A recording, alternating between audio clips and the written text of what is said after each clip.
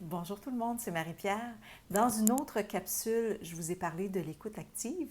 Dans cette vidéo, je vous donne quelques pistes pour apprendre à questionner de façon puissante, comme un coach. Et c'est pas seulement pour les patrons, vous allez voir. On veut d'abord questionner pour en apprendre davantage, pour comprendre au lieu de faire des suppositions. Ça, c'est la clé. Et en plus de muscler votre leadership, poser les bonnes questions, ça va contribuer à un climat de responsabilisation, ça va faciliter la délégation, ça va faciliter aussi d'éviter du travail qui n'est pas nécessaire. Alors, les pièges à éviter d'abord, bien, les questions fermées. As-tu essayé ça, ça, ça, ça? Une bonne façon de formuler, ce serait plutôt qu'est-ce que tu as essayé? Qu'est-ce qui fait que ça fonctionne ou que ça ne fonctionne pas selon toi? Explique-moi ça. Donc, on va aller chercher plus d'informations. On évite les questions qui contiennent du jugement, nos propres biais, les pourquoi, par exemple. Ça amène tout de suite l'interlocuteur à se justifier un petit peu comme quand on était petit. Pourquoi tu as fait ça?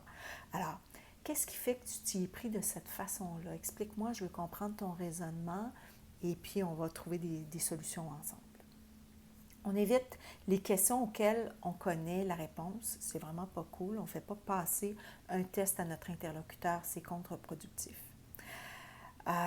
Donc, par exemple, les comment. Ça, tout de suite, ça nous ramène comme quand on avait 16 ans devant nos parents. Alors, une bonne question plutôt, ce serait de quelle façon tu envisages les choses?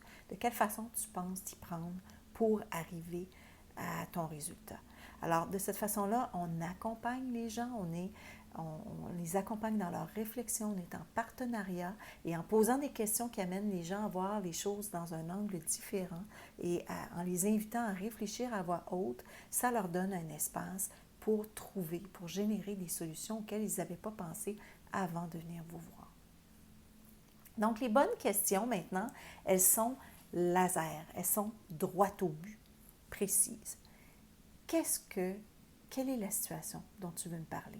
Les grandes lignes, en quelques phrases. Ça va amener une culture où les gens vont se responsabiliser à aller droit au but. Donc, préparez-vous aussi à aller rencontrer vos interlocuteurs avec des informations précises. Allez vérifier les mots. Ne prenez rien pour acquis.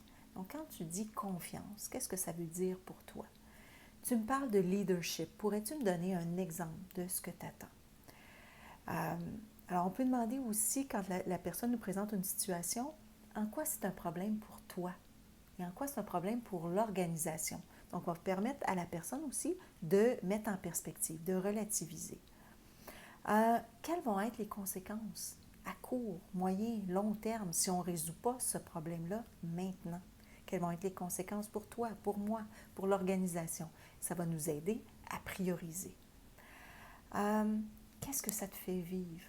Toujours le côté humain. On va aller chercher des émotions à travers ça.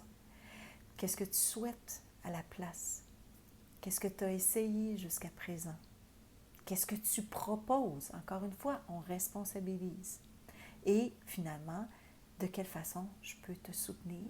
Et sans présumer de ce que ça pourrait être, des fois, ça prend pas grand-chose pour soutenir quelqu'un. Alors, je vous invite à essayer, à commenter sous la vidéo. On va co-construire ça ensemble.